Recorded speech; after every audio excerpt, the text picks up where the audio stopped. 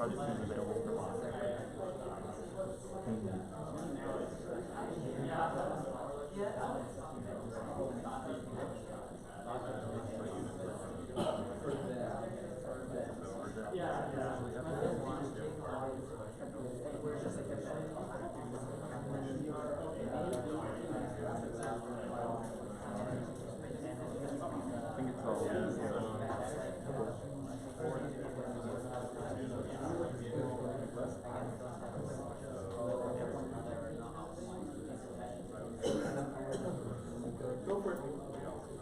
Okay, we're gonna get started. As you've noticed, Alan is not here today. This is Rogelio. He's AI faculty here at the School of Computing, also affiliated with EAE.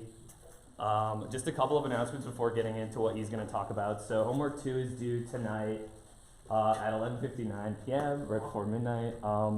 Couple of questions that I've gotten in my TA sessions. For the first one, constraint satisfaction problem, we're asking you for like mathematical expressions. So this definitely depends on your domain and how you formulate it, but we're hoping it's like you're using integers to formulate your domain, and think about using expressions like greater than or equal to, using equality checks, addition, subtraction, stuff like that to express those constraints. And alpha beta pruning, if you guys have questions about that, Alan does a pretty nice example at the end of lecture 7, and he kind of goes through a couple different ones. So if you want to see like a good example, check there first. Probably other countless YouTube videos that have similar examples. And then the project is due Thursday, March 5th at midnight. Yeah, yep, Thursday, March 5th at midnight. Yeah, so try to set up your groups and do a group submission if you're doing that. If not, individual works. Yeah. In the project PDF, it didn't specify how to do a group submission, just told you how to do an individual submission. Is there a specific way you'd like us to do a group submission? Did I not read that?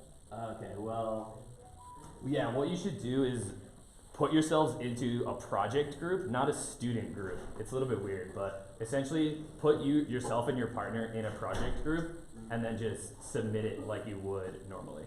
Okay, so submit it like an individual. Yeah, and we'll just make sure to just put both of your information on the PDF. Okay. Yeah. Cool. Yeah, that's about it, unless anyone has other questions about homework or project stuff. Cool.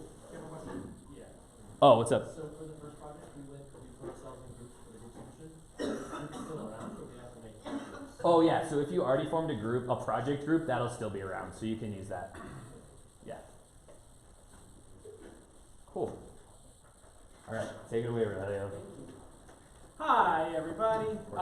So, as Alex was mentioning, I'm Rogelio Rivera. My pronouns are he, they. I am affiliated between the School of Computing and the Entertainment Arts and Engineering program, which is all the way by the law school. So it's the games program on campus, if you're not familiar. My research actually is at the intersection of AI, HCI, and games. To summarize it, if you are familiar with what a physics engine is, my research tries to create what I'm calling a chemistry engine. And you can talk to me about that all you'd like after class. So, couple of things to get started. You will notice that there are no slides available. I don't believe in slides, so sorry, y'all are actually going to have to pay attention to this lecture. Second thing is, I will ask you, as a favor to me and to yourself, that you actually put away all electronic devices and strap yourselves in, because it's going to be a wild ride. Okay, so you don't have to pay attention to me. You don't have to be here. You don't have to take take notes with actual pen and paper. If you need paper, I'm happy to provide some. There's down here, as well as some writing utensils if you need them. But you will do yourself a favor if you're actually just listening to me and asking questions along the way. So if I see that you have a laptop out, I'm not going to even pay attention to you. I'm assuming you're not here. It's okay. That's fine. I wouldn't be here if I were you. I have a homework due tonight, and I'm here now. I would not be here. Okay, it's also kind of awkward for me just like insert myself into this lecture without kind of talking a little bit about myself. So I'm going to give you a choice. This is a little game. Games faculty. Haha. You can either ask me 3 questions that I will answer within reason, or we can play 2 truths and a lie. What would you like to do? This is a non-rhetorical question. First option, which is ask 3 questions. Okay, does everyone agree with that? I mean, the front row kind of has the ultimate say. Yeah, Sure. raise your thumbs up if you're okay with just asking me 3 random questions. And we're good. All right, cool. So, first question. Yes? What color nail polish is that? I think it's cornflower blue. I just got them done yesterday. I'm feeling really good about myself. Shellac, y'all. It makes a difference. Second question. Yes? What courses do you teach here? Oh, good question. I teach virtual reality in the fall semester and game AI in the spring semester. I know that I have at least one student here from my game AI class. Okay, second question. Third question. Yes? What got you interested in artificial intelligence and game making? Oh, that's a good question. How many Star Trek fans do I have in the audience? It depends, all gender. Okay, Star Trek The Next Generation. No. Okay, I have some Trekkies in the audience. If you're not familiar with Star Trek The Next Generation, maybe you are familiar with Westworld. Who here is familiar with Westworld? HBO series? Okay, so I want to create the AI system that powers Westworld. Or the AI system that powers the holodeck, if you're familiar with Star Trek The Next Generation. So I look at AI as a way to critically reflect upon our own intelligence. So it's kind of the old spirit of AI, of using AI as a model for the human mind, as opposed to creating deep learning things. It's so old-fashioned that I'm actually going to use, a blackboard. Okay, so those are 3 questions. Let's launch in. The first thing I'm going to ask you to do before I talk about today's topic, which is automated planning, is I'm going to ask you to look in your own notes and tell me 3 facts, 3 questions that you have, and 1 opinion on A star. Okay? Y'all must have covered this by now. You have 2 minutes as a class to come up with 3 facts, 3 questions, and 1 opinion on A star. And go! You may talk amongst yourselves. Totally fine. That's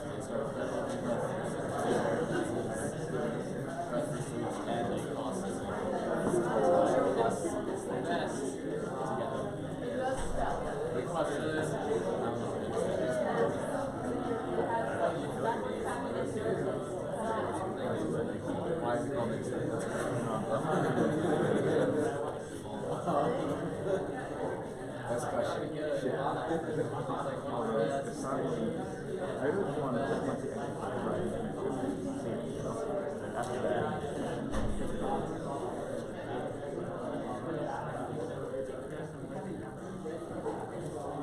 Oh, I can definitely see should I check that out? Yeah, I don't think we'll have that.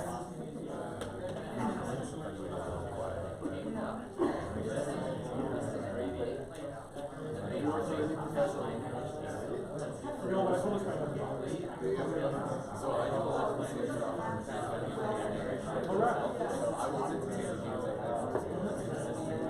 That's fair. Yes, I too want to graduate. That's actually what I'm debating. So far. I want to know, do you work on independent projects? Yes. Do you have an email? Yes.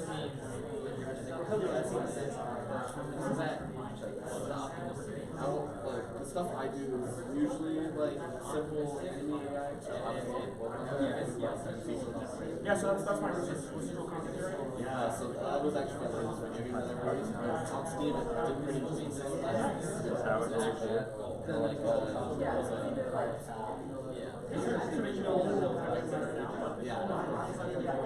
Time! Holy crap! That guy can project. Yes, I can. Okay, so, first fact.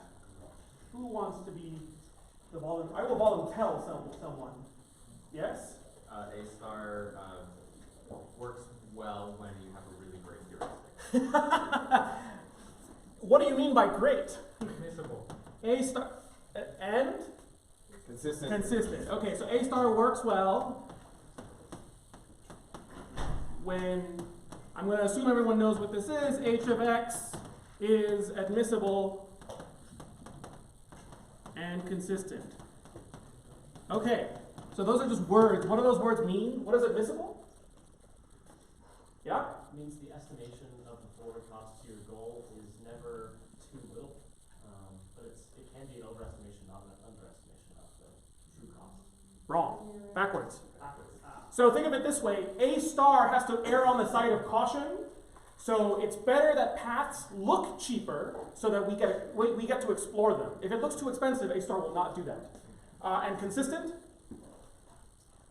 Same value every time? Nope.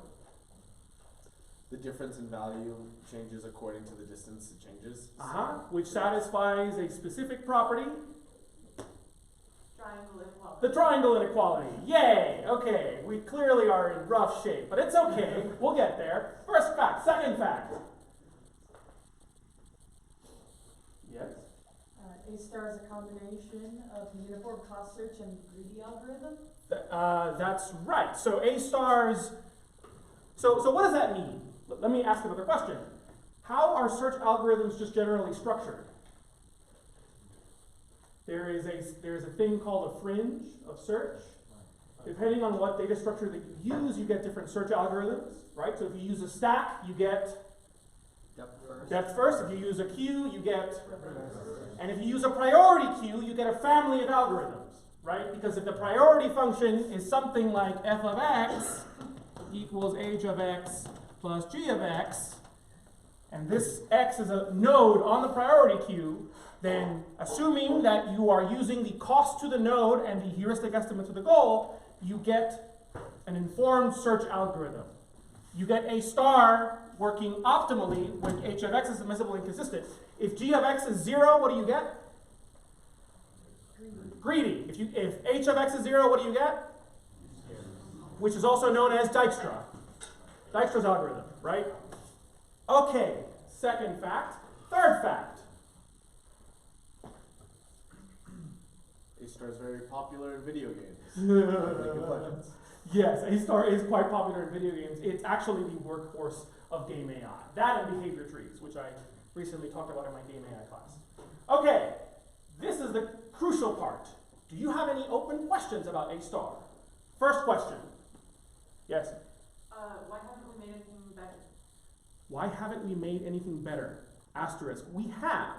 The problem is, it's how you structure these functions. So, just because you're admissible as heuristic and consistent and admissible does not mean that it will, in practice, perform really well, right? You have to evaluate something called the fill pattern, the proportion of nodes that are open versus the ones that are explored. And you also have to take into account that different structures of the graph will yield different performances of the algorithm. So, a search algorithm will work well if it matches the structure of the graph it is searching, right? That's something that we didn't talk about in the facts portion, is that A star searches over what? A what? A search tree? Well, the search tree is composed during the search process, but it searches over something called a directed weighted graph, right? So you have a directed weighted graph. All that means is that your nodes are connected by arrows that have direction, and that arrow or that edge has a corresponding weight, which, crucially, for A star, that weight cannot be what? Negative. Has anyone tried coding that? Question back there, yeah. And are you sure the graph has to be directed? Give me a counterexample. Well, I mean, if you're searching for an undirected graph, you start at one point and then just go towards the node you haven't explored yet, right? An undirected graph is a point of view, because an undirected graph is basically a doubly connected directed graph. So, I guess you could put it that way. oh, I did. In fact, yeah, an undirected edge is basically just a shorthand notation for doubly directed. So that's the second question. Third question, yeah. If that's the case, why do we bother to specify between directed and undirected graphs? Again, notational convenience. Sometimes you don't want to write full words, and so short word do trick. That was an Office reference, if anyone got it. Yeah, Kevin. Okay, I got one Office fan in the class. That's great. Okay, an opinion then. No one has any opinions of AI? Okay, yeah. I like the name, it's very cool. Which one? For A-star, A-star. Why is it cool? because it has the word star. Yes, when you put a star in front of something, it makes it seem very important, right? You can't do better than something that has a star. Otherwise, why would it have a star? A exclamation point. Right. Exclamation. Trash post. A-star exclamation? No. Okay. All right. So we have beat A-star over the head with a club for a while now. Let's talk about planning. In automated planning, you are solving the same problem. In A-star, you are given as inputs to your algorithm a directed weighted graph. In automated planning, I don't give you a graph to search, but I give you instructions to build the graph. So, in planning, we are given instructions to build a graph. But fundamentally, automated planning is the same pathfinding problem. Okay, so let's try to walk through the pseudocode of what A-star does. So how does A-star work at the level of pseudocode? We are given an initial, a goal, and a graph. Okay, let's try this. What's the first step? Yep. Create a priority queue. You create a priority queue. I'm going to call it just Fringe. And then what? Begin from the initial point. Add all accessible points onto that fringe. You are summarizing a lot of the algorithm in that sentence. That's correct. So I am a dumb computer, and I need more detail. Yeah? We're pushing the goal You're pushing the goal? onto the priority queue. Negative. Push the initial. You push the initial. Or that's Okay. That's the first step. Next. Yep. Pop initial. Get successors. No. You start looping until the fringe is empty. A loop. While fringe is not empty. Then what? So I'm going to put indent element. You pop an element from the fringe according to some priority given by that function over there. Then what? Check if it's the goal. Good. That's always the step that people forget. If element equals goal, what? Break. Break. Return. Then what? Mark what was just popped as visited. I'm going to assume that's correct. So mark element is visited. Yeah. Then what? So we're not at the goal, clearly. Check successor states. Check successors. So element. So we put into a list the children. Get successors of element. Then what? Recursive value function. What? Recursive value function. We do the same check on all successor states. Right? So the while takes care of that, but we're not done. So we can Push them all. entry the children with Yeah. accurate proximate forward. Push. Actually, let me just put it as a thing here. So fringe. Push children. You do that with the priority queue. Right, so I put fringe.push children. And then We I'm assuming that's gonna happen, and then? And return the result. So when the while breaks, return path if found. Okay, this is a high-level pseudocode structure. I know you know the lower-level details. Okay, so I told you earlier that planning is A star without the graph. Okay, so where does the graph come into play here? Right, here. Graph is needed. Okay, so the main difference then will be in that we will now use something else to actually generate the children. What we need for for automated planning is a more detailed representation of my nodes and my edges. So, structured nodes and edges. So instead of just being this like blank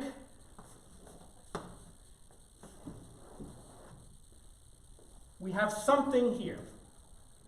Okay, so automated planning depends on two things: a more specific description of what this node is, which we're going to call a state,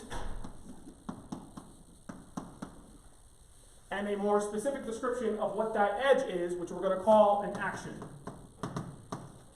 Okay, so bear with me with this exercise. I am here. I want to leave this classroom. What is the plan that I have to execute to leave this classroom? Professor.leave. Professor Dollar. I found a machine learning person here. Okay, what do I have to do? You need to walk toward the doors open and head out.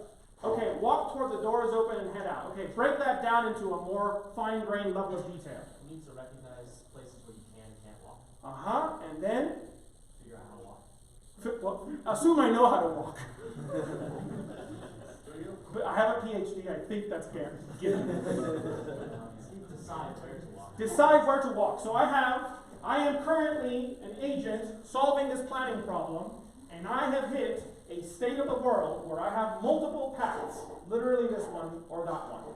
Okay, so what tells me that I can walk along this path and this path?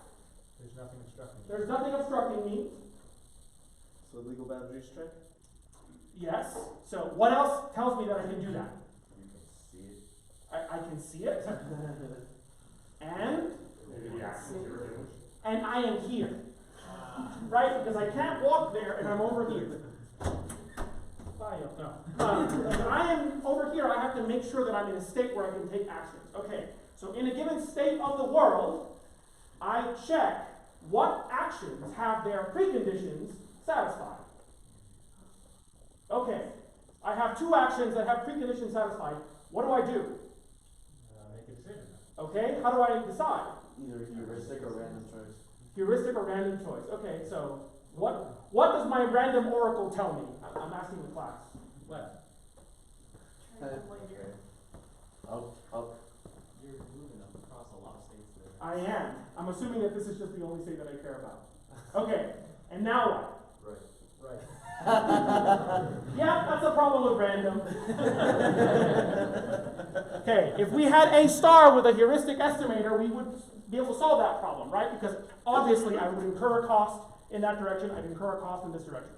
Okay, same principle is applying to automated planning, except when you generate the children, you don't know, because you don't have a graph, you don't know what states I can reach to in the next time step. And so, I need to check, basically, what actions have their preconditions satisfied in this state. Okay, we're going to use, have we talked about logic in this class? That seems like an offensive question to ask. In today's day and age, I mean, you were talking like propositional. Like yeah, propositional logic, first order logic, all that stuff. Okay, so we're going to use a logical language, believe it or not, to actually talk about this algorithm. Okay, so what was the earlier state? So at hallway. What else was there? Oh, right. Hallway connected to me.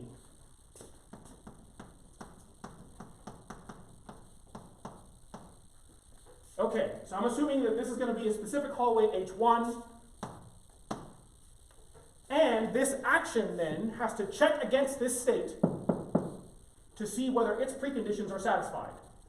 And if its preconditions are satisfied, it gets to generate a child node. So this is where the graph comes into play, right? So the graph is not given, the graph is generated on the basis of these actions. Yes? Does this mean the code has complete list of all possible actions? I don't understand the question. I mean, does the code have a complete list of all the actions that could theoretically take it? Oh, yes.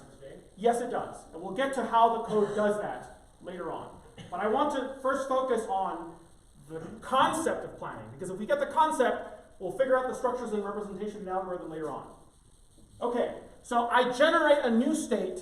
So let's assume then that I had the action of walk across, right? So walk across was my action.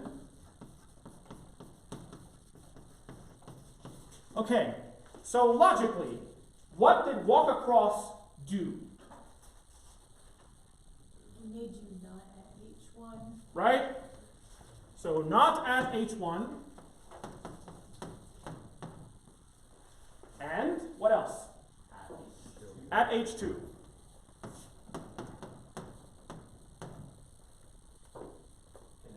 Were you still connected to H1? That's right. So this did not affect other logical literals that were established. So connected H1 is still true, as is connected H2.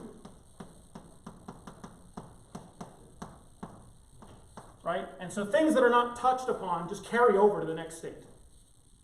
Okay. Thus far, what questions do we have? Yes?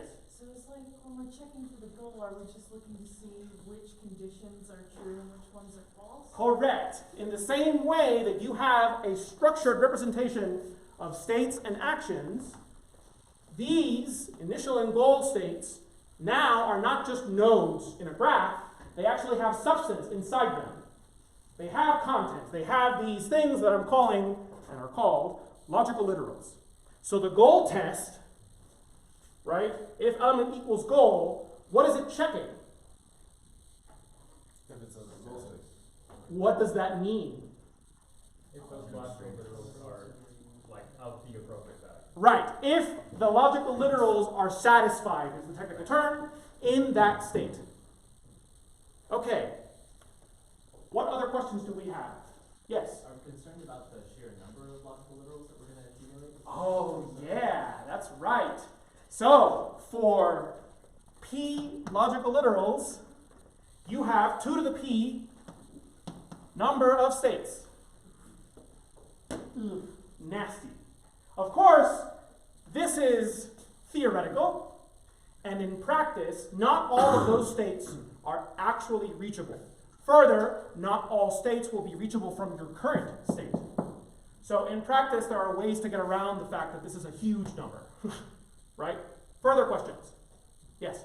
So then can we assume that when we ever have like a not at this, then we can just say if it's not mentioned in this state, that we're assuming that it's not? Correct. That is called the closed world assumption.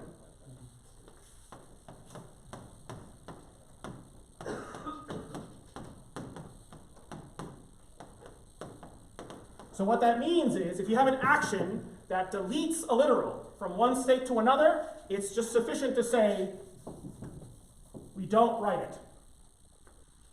Anything that is not written down in the state is false. Contrasted, for example, with the open world assumption, where you have to write down everything that's true, everything that's false, and everything that's not written is unknown. Okay, we're not gonna, that's too nasty. Let's not talk about that. Further questions? Yes? After you move to H2, are you aware of the existence of H1 now, or you have to reset? If you are in this state, it means that this is all that you as an agent are aware of. So these literals, which I've not copied over, connected H1, connected H2, they are not affected by the action, so they'll carry over here. Connected H1, connected H2, and that's all you as an agent are aware of in the world. Yes? So is this algorithm essentially just manipulating a list of literals? That's it. The end. Goodbye, everybody. Oh, yes, go ahead. So if this is the case, bringing it back to A star, how are we gonna calculate our forward cost and backwards cost? That is a great question. Take 2 minutes and tell me, how are you going to calculate g of x? And most importantly, how are you going to calculate h of x if you're not given the graph? 2 minutes, go.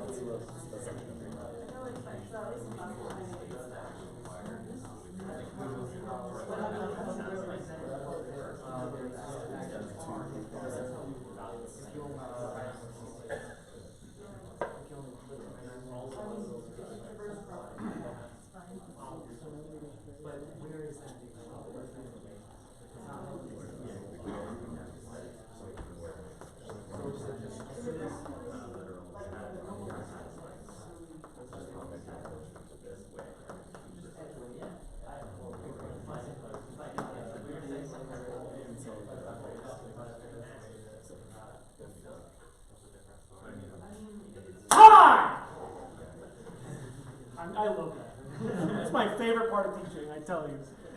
Okay, so what's the answer, y'all? How do we calculate h of x? Yeah. Perhaps a percentage of the literals that we're currently matching can be a heuristic? Ooh, so percentage of literals with respect to what?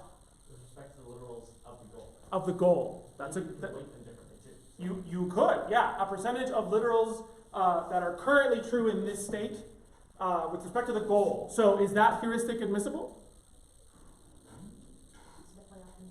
It's definitely optimistic, for sure. I don't know either. Further proposals? Yeah. If the state space contains some convenient, depending on what information the state space contains, we could presumably calculate a heuristic based on specific variables within the state space. That is not specific enough that I know what that means. Well, to give a specific example, if the state space contains coordinates and the goal space contains coordinates, we can simply use the Euclidean or Manhattan distance. Sure, but you're not given the structure of the graph beforehand, so even if you have Euclidean or Manhattan distance, you don't know that a node in the graph will correspond to the area that you're calculating a distance to. If both of those contain coordinates, how can I not know that? Asterisk, if nodes contain coordinates, what if they don't? Well, then they might contain some other useful information. Yeah, so sure, you can look more into the structure of the world and try to intuit that knowledge. But what I like about proportion of goal literal satisfied is that it is domain independent. Okay, do we have one more proposal? Can we do a dynamic cache for heuristics? What? What does that mean? Record previously visited states and keep a record as to what progress you're making and then use that to make artificial heuristics. You have that on the closed list, don't you? Do we? It's a star, right? Yeah. You need to have an open and closed list to be able to make sure that you don't revisit nodes through the same paths or worse looking paths, right? So you do have some structure already part of the algorithm itself that you can look at. Another way that you can do a heuristic calculation for automated planning is to simplify your representation of actions. But we haven't talked about data structures for this stuff. So let's talk about that. So this is all there is for representation, and let's talk about data structures.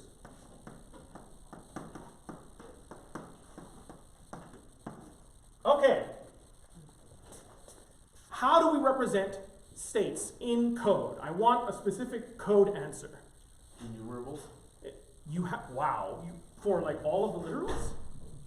So if you have an enum for all of your states, you have 2 to the p number of enums, which if you can fit it in memory, then good luck. I mean, great.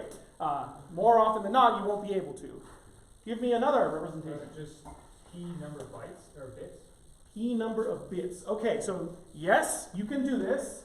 So basically you have a super long array where each cell corresponds to a logic literal being true if it's 1 or 0 if it's false, right?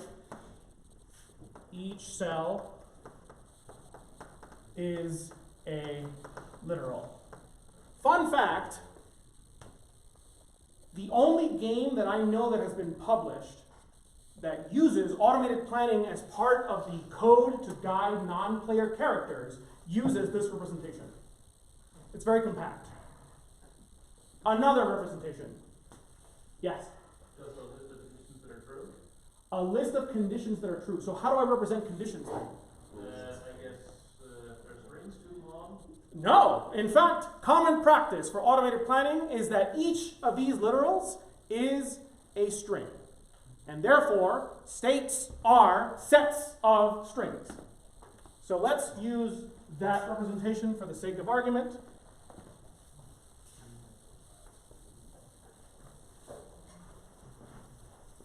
So you have a state which is basically just a set of string. Yes. And whether or not that is true is just whether or not it's in the set. Correct. Yes. So that is what is known as set theoretic semantics.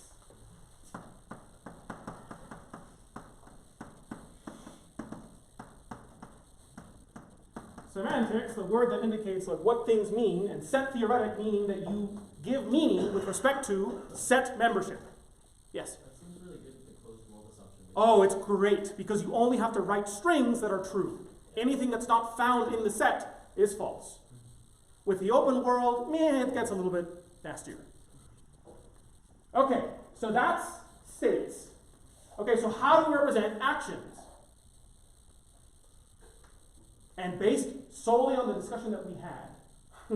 Yes? Adding and removing. Yes, absolutely. Okay, so let me let me keep that there. And actions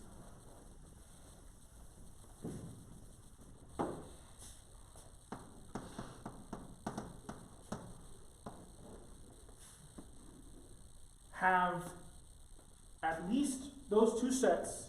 So I'm going to use the same structure here. So set of string, and I have something called add. This is known as the add list of literals. And the other one, which is removing, a set of strings I will call del, or delete, or del taco. Okay, so those are 2 sets. We still need one more set. Yeah. The preconditions. You have to know whether or not this action is applicable in a given state, for which you do a 3rd set called preconditions. Okay. With these 2 classes, action and state, what is the algorithm supposed to do? So remember, the only difference with A star is that generate successors of element. Oh, sorry, can you explain the preconditions a little better? Like, is the preconditions like, if the set S has those preconditions, then it satisfies it? Yep. Okay. So your question was essentially answering my question. For all elements in preconditions, check if element is in state. Okay. Right? So right there, the get successors of element is that check. Okay. Because if I don't have my precondition satisfied, I cannot apply this action and I cannot generate that child. Yeah? What about negative preconditions? So What? if something is, you're not at a place. Right, so if you have a precondition that is specified as a negative, then you have to make sure, according to set theoretic semantics, that the current state does not have that literal written inside it. So check that it's not there. So is that like having a pre-add list and a pre-delete list?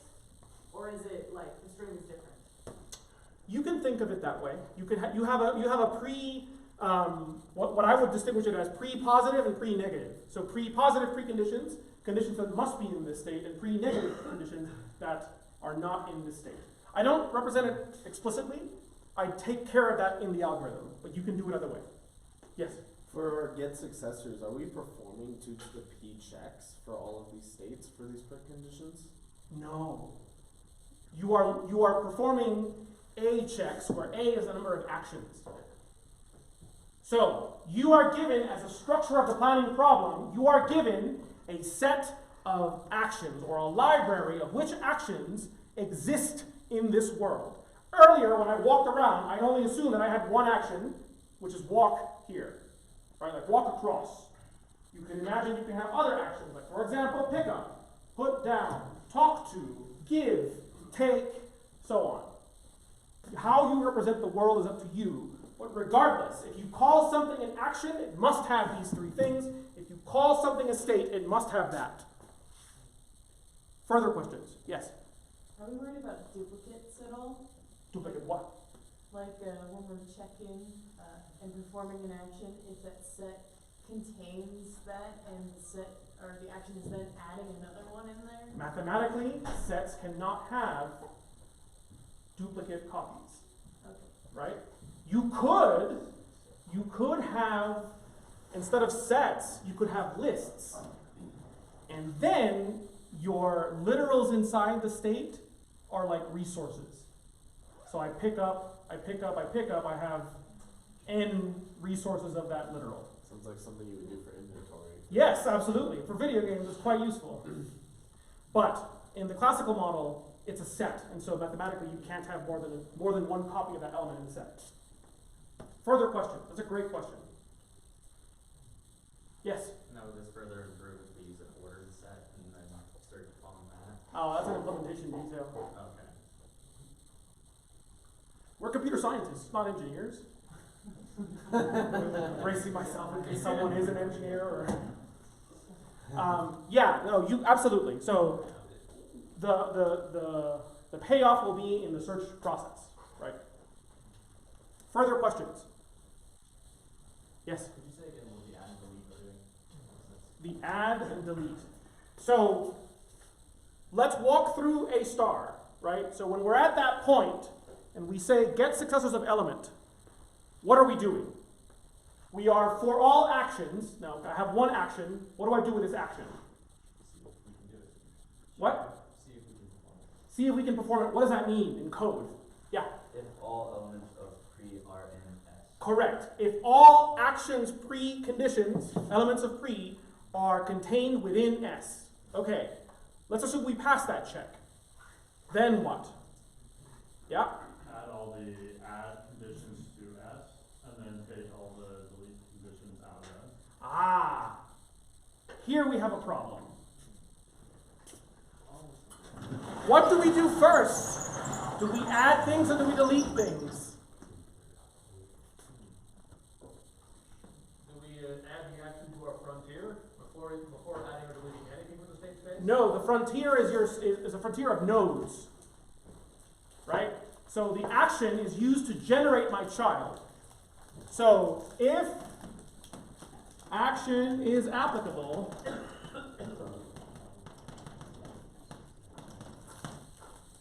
then we generate a new child. We're going to call it state prime, which will be the elements of S, and then what? Union with the add. Union with add. I'm going to simplify it as a functional notation. I'm going to say if action A is applicable, add A. And then we gotta subtract from that. Subtract. Is that how you do set subtraction, or is it like this?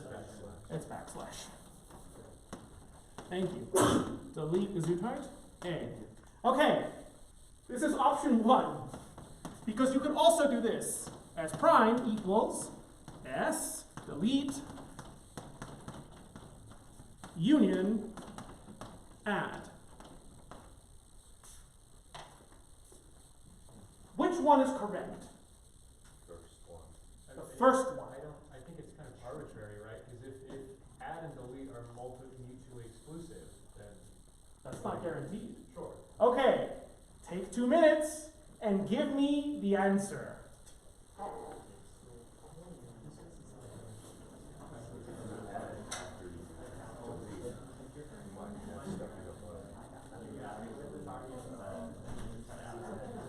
Yeah, there should be, okay, so let's just go over, pretend you are at position, you are connected to position, you are running, and you are not tired.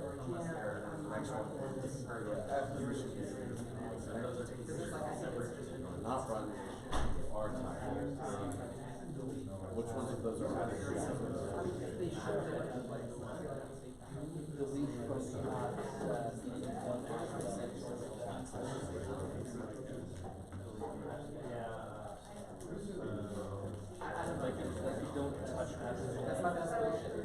the next one may not be.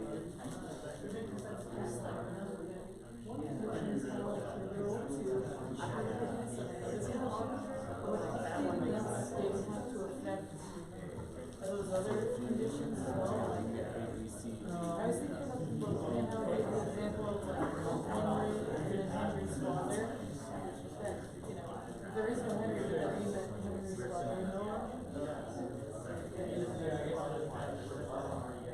How those flags or whatever are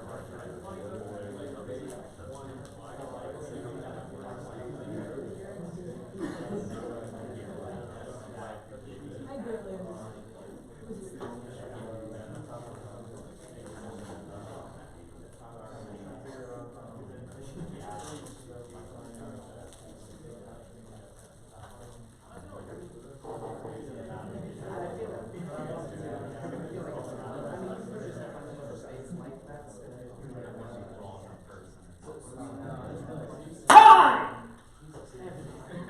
Again, I don't know why you keep getting surprised. Okay, so what's the answer? I have so many hands. Yeah? You subtract delete from add and then union that with S? You subtract delete from S and then union add. No, you subtract delete from add A and then union that result with S. Oh, this is a third option. This is the third option. Sorry, I was like, what? I can't see it. You're saying subtract delete from add Yeah, and then add union? minus delete and then union that whole So thing. union with,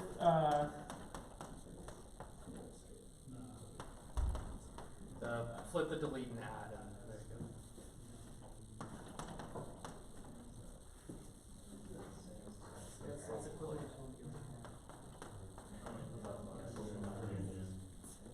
doesn't union distribute over? It's associated, yeah. So then what's, So that would be S union delete, S union add minus S union delete, wouldn't it? I don't know, I'm just writing symbols here. Yeah? You would never be able to delete anything Why is that? in the third one, because you're only ever unioning stuff with S. Mm-hmm. Right, so this will never actually change this state in a way that deletes preconditions. right? Because you're removing from the add and you're unioning that, so this will only grow. Okay, so that cannot be it. I'd say between option 1 and 2, it depends on your implementation of action, whether you're keeping track of having overlapping issues between add and delete. So if you structure your actions where you're adding things that are not overlapping with delete, then it wouldn't matter which way you do it. If you are guaranteeing that add and delete can never share elements, it does not matter. Correct. But I'm not guaranteeing that. And automated planning does not guarantee that beforehand. Yeah? Why do we want, or why would we consider overlap between those two? Like, I think ensuring it makes sense, since if your action is going to take you to a different spot, it seems like having overlap there is a direct conflict in like defining what the action is. With physical actions, I agree with you. But we can model more than just physical actions in automated planning. In fact, when we're talking about states actions, in terms of like add, delete, and preconditions, we can refer to conditions of the world that have nothing to do with activity. In fact, we can talk about like things like belief. I believe something. So you're saying like a conflict means that like in other circumstances maybe it would like go through, but otherwise it should conflict and it should nullify itself? What I'm saying is that planning gives you no guarantee over the structure of the effects. The effects are these two things, the things that you delete, the things that you add, right? So planning has no guarantee over how you structure those logical literals. They can be whatever. But one of these is correct. So this is not correct. But one of these is correct and one of these is not. Could I get some clarification as to the goal state we're trying to achieve? We're trying to get all the elements that are happening in add and removing all of the elements in delete and obtaining that difference in our new state? Correct. Okay. Yeah. I believe this requires further problem specification. What exactly is supposed to happen if we add and delete an element at the same time? What does that mean? Which one has priority? Do we bias towards things being true, or do we bias towards them not being true? Is that why we have a priority queue, a function to determine that? I'm gonna go up or down. Down. That's the correct interpretation. The exercise is left to the reader. But the reason, in general, is that this will delete information from states in cases where you don't want that to happen. Precisely when add and delete share literals. Come up with a problem where that happens. Okay, so moving right along, we introduce this notion of states and actions in order to get at this question. How do we calculate h of x? So we have now states and we have now actions. I said earlier that we calculate h of x by changing the structure of actions.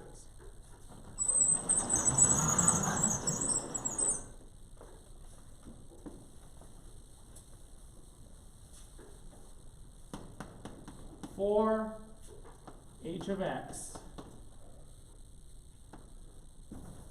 remove the delete list.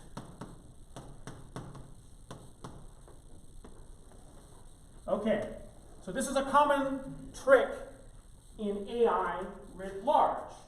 Whenever you have a problem that's really complex to solve as given, simplify the problem, solve the simple problem, and use the simple problem solution to guide the solution of the harder problem. You will find that pattern across AI.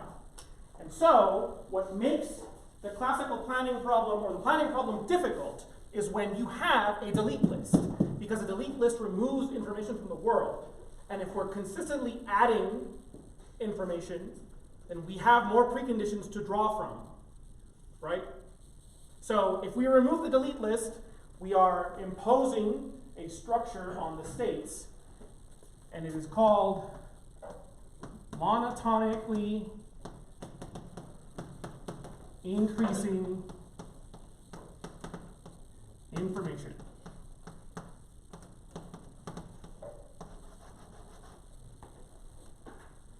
every time that we apply an action, if we remove the delete list, right? If we don't have the delete list, when we apply an action, we're just adding the effects, right?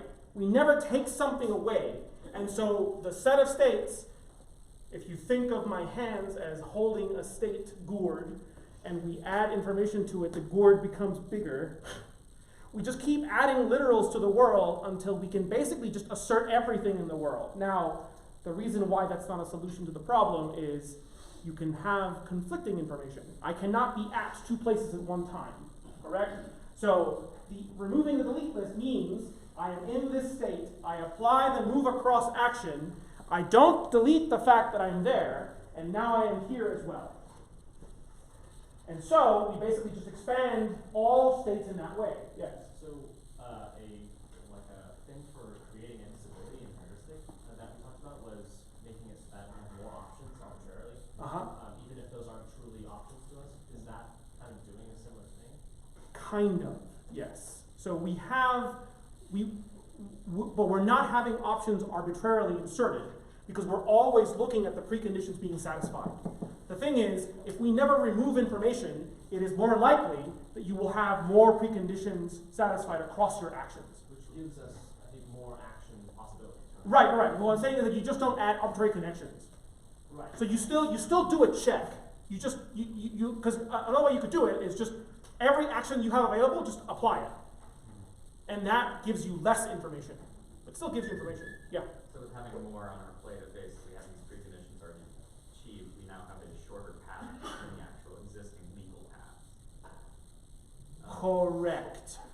Because you will have more actions available, your path will be a lower bound on cost. That does give us a visibility. There you go. So, the way that you calculate h of x when not given a graph is you simplify the problem representation by deleting the delete list and solving the problem with these more simple actions that consistently just add information to the world state. Okay, so we've talked about, let's see, states, actions, representations. The last thing that we really should talk about before moving on is how this is represented in a structure where you don't have to actually manually add all of these elements. Because if you have a large world state, then you are doing a lot of handwritten state and action determination, right? So we're going to introduce a new representation called PDDL, the Planning Domain Definition Language. Before we jump into that, what questions do we have? Yes? Regarding this mechanism of the plan of heuristic, how does that affect goals that contain negative preconditions? How does that what? While creating if for the heuristic you simply find a path of goals without removing any conditions. If you then pass through a state that contains a condition which is a negative precondition as a goal, does that not mean that you will not be able to find the goal in this heuristic? No, because they're all strings, right? So we just add information to the state. You will just have inconsistent states. You will have states that are not possible in your world, like being in 2 locations at the same time. So by adding information to the world state, you just are more likely to hit the goal state quicker than not. Okay, suppose the goal state says not at spot X, and on the way there you pass through spot X. Does that mean when you reach the goal you won't be able to know it? Correct. And again, that's okay, because you are just adding the information. So it will at some point, if you have so first of all, if you have a goal condition that's a not at, then how does that get factored into your calculation of the goal state? Let's see. I guess you would check. If you're checking the state, you must be if the state includes at X, then it's not a goal state. Right. So how do you specify your goal in a closed rule assumption? Right. So you're saying the goal state is this. Not at X, whatever it is. And you're sure, whatever. Yeah, sure. Let's simplify it to say like not at X. Under the closed world assumption, how would that be written into the state? That would be a string. Empty set. Everything satisfies the empty set. So you cannot specify a goal in the way that you're talking about, assuming you're doing closed world. Does that make sense? Not really. So if you are saying that my state is a bucket where I only add true things, and something that's not true is never added to my bucket, then you cannot tell me, give me not bucket. That is clearly not more clear. Hold on a second. Okay, if you have a negative condition in your world, you have to be not at a location.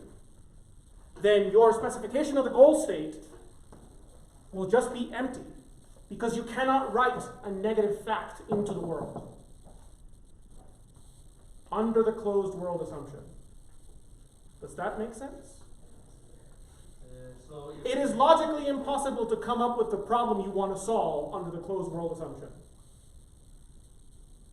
We'll talk about it after class. I don't want to get too distracted because I do want to talk about P to DL before we break. Okay, so planning emerged actually out of research in robotics, and in fact, that research in robotics gave us the A-star algorithm to begin with. Over time, people discovered that to specify states and actions, it took a lot of just coding time, and to simplify the process of specification, people invented the so-called planning domain definition language. Okay, so in PDDL, you specify an action as follows. Let's say, for example, we're saying action, move. Okay, so help me knowledge engineer this. We are in a grid world.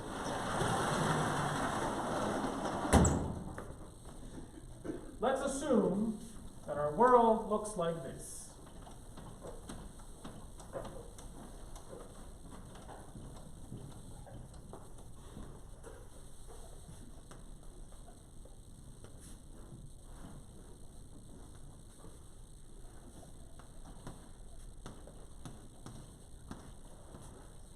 Okay, we have rooms A, B, C, D, E, F, G, H, and I. We are in an initial state here. So we are at that location. Okay, so how do we write this thing, the move operator? Didn't you swap G and H? No. Yeah? We need to know, if you want to be really specific, we need to know where we're starting, what room to what room, and also what the character we're moving is. Right, okay. So if you are at a room, I need to be able to write that as a logical literal. So let's assume then that we introduce a predicate, at, which operates over a specific variable, x, and this is to say, at room x. Okay, so with just this, can we define our move action? So remember, we have to say preconditions and effects, or preconditions add and delete list. Yeah? X has to be connected to the next room. That's right, because if you don't talk about connectivity, then you could move from A to whatever other room by teleporting. So here, we're assuming that we're in an actual world with physical boundaries, and you introduce another logical predicate, which we call connected, and this is to denote that we are having two rooms, x and y, that are connected to each other. So x is connected to y. Would there be a better option to simply have a connected method that checks the current position, like only check x and return a list of y? You could, yes. Okay. Logically, it makes no difference, but you could implement that in many different ways. But basically, these are, think of it this way, the adjectives that you have to describe the world. Okay, so in the initial state, our search problem, right? The initial state, what is the set of literals that corresponds? Yeah? At A connected to B. At A connected AB, So it seems like connected is kind of globally known, and like every state should know what every other state is connected to. So connected BC. Correct. B, connected B. And further, you would assume that connectivity is transitive. And we have to specify connected AB and connected BA. Ugh, gross. Connected BA. I mean, you don't have to specify it this way. In video games, it's quite common to have one-way portals. You could have just connected AB, and it works. Okay, so at A, connected AB, blah, blah, blah, blah, blah, blah, blah, blah. Okay. What is our goal? Anyone want to visit a specific room? Let's go to H. Sure. So the goal then is specified as what? At H. And then all the same. That's it. That's all you need. At H. And now the last thing that we need is our action, move. So we need to specify preconditions and effects. So what are the preconditions of a move action in general? Is connected. So what is? Is at state connected to other state? I don't know. We're missing something for the move. We have to specify what we're moving to and where from. So we need to specify a corresponding set of parameters. And I will assume that we're going to move from one location to another. So I'm going to call this variable f and this other variable t from and to. Okay, yes? One question. Considering that all the connected networks remain the same throughout all the state space, wouldn't it be better not to include it in the state space and just include it as sort of a series of global conditions? That was asked already, and yes, you can. It's a matter of implementation choice. By specifying it here, however, you are taking advantage of the fact that a general purpose algorithm, A star, can handle all of this machinery. So you can author multiple domains at the same time with the same underlying algorithm. That is the whole point. The whole point to classical planning or automated planning is that you have one general purpose algorithm, namely A star, that can model and reason over arbitrary domains of any kind of knowledge that you want to write out. Okay, so we have parameters f and t. So what are the preconditions? If they're connected. So if f is connected to t, probably, I don't know if you need to do a second check with t connected to a. Not really.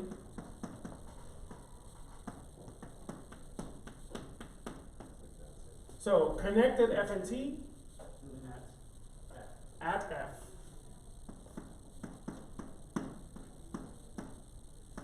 That's it. You need to know the rooms are connected, and you need to be at your from location. Yes? Is automated planning NP complete or anything like that? P-space complete. Useless. Mm-hmm. It's nasty. It's the worst. Because you can reduce planning to satisfiability. Right? Because you're looking for which states satisfy. So, and then the effects are so and not at f and Add at t. at t.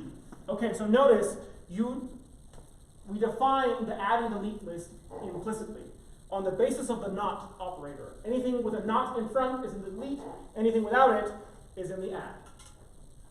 Okay, so the plan then is move AB, move BD, move DE, move EF, move FG, move GH. And that's planning. Thus far, what questions do we have?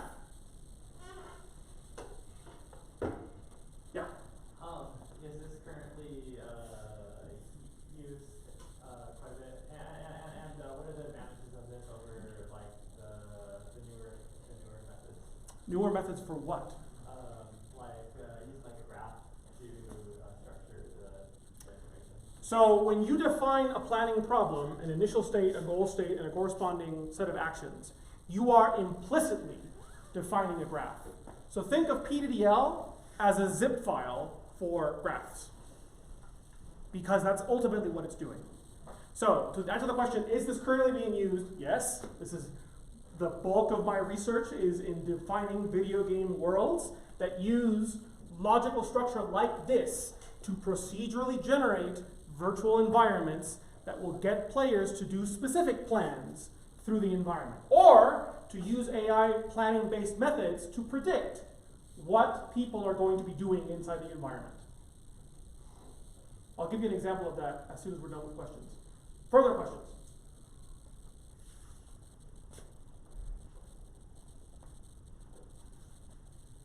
Yes? So how would we then calculate the heuristic from A to H? How would we calculate the heuristic from A to H?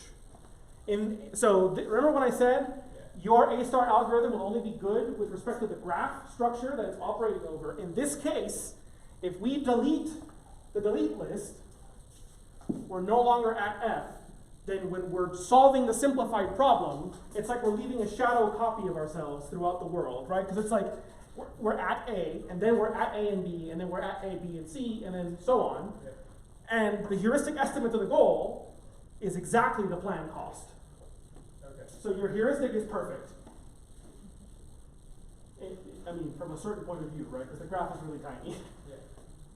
Yes? So that heuristic is computed with like reference search? No, it's using uniform cost search. So you'll use Dijkstra.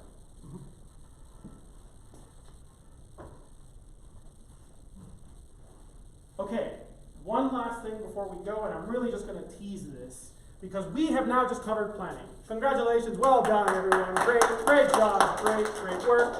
Okay, here's a puzzle for y'all. Assume that you have this map,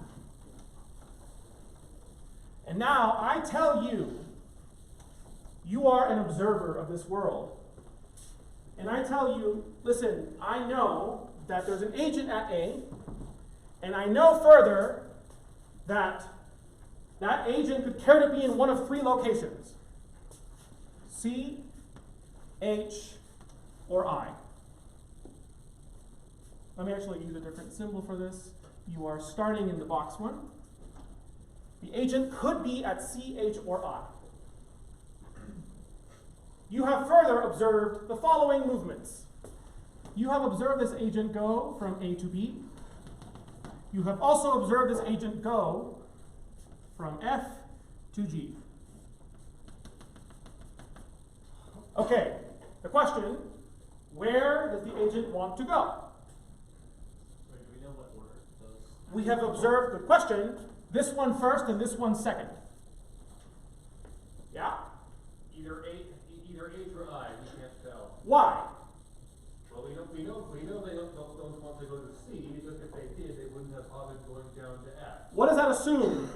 They have a backtrack. Assumes they're not acting randomly. Specifically, beyond random.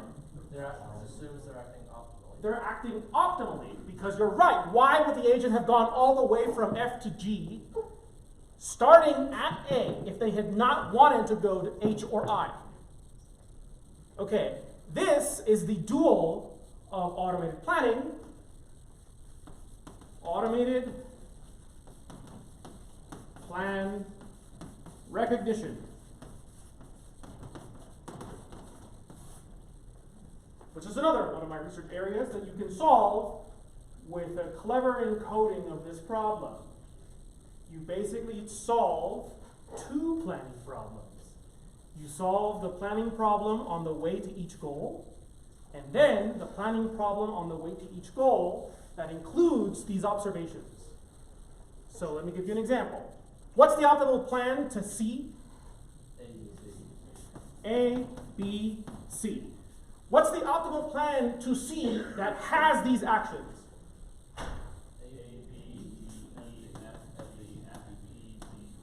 I'm going to assume that this is correct because I heard a million voices and I don't know Okay, so what's plan length here? 3, and what's plan length here? 9. More than 3. Okay, so if we have these two plans, then because the plan costs are not equivalent, you can rule out C. Because if you, the agent, had been pursuing your optimal plan to any of these other goals, the plan length would have been the same. So the plan to go to H or I matches the plan going to H or I with observations. And so you've solved the recognition problem. Okay, that's enough planning for one day. What questions do we have, if any? So you kept correcting yourself when you would say classical planning? That's correct. What's the difference? That's a good question. Okay, very briefly, classical planning assumes that you are the only agent in the world, that all your actions are deterministic. So if you don't have deterministic actions, that means that it is possible for you to have a world state that when you apply one action, it can result in multiple different actions with a corresponding distribution of likelihood between them. So 0.5, for example, or 0.5. So with 50-50 chance, you'll land in one state or the other. There you are talking about Markov decision processes. So classical planning is still used today, but the more complicated representations have different formalisms, because whereas in planning you compute a plan, in MPPs you compute a policy, which is basically a plan. Further questions? Okay, oh yeah, go ahead. So for the example you just talked about, where we're trying to see whether or not a plan was made by someone else, how does that integrate with non-classical kind of probabilistic planning? Great question. Jenny, how does that work? Jenny's one of my students. Yeah, there's more math. Surprise, surprise. I don't have the time to go into it, but I'm happy to talk about it offline. Okay, if you found any of this interesting, consider talking to me. I'm looking for students to do research along these topics, specifically applying them to algorithmically generating virtual worlds that get players to do specific plans inside the environment. And there's a lot of design and psychology thrown into the mix for good measure. So that's it for today. Thank you all very much.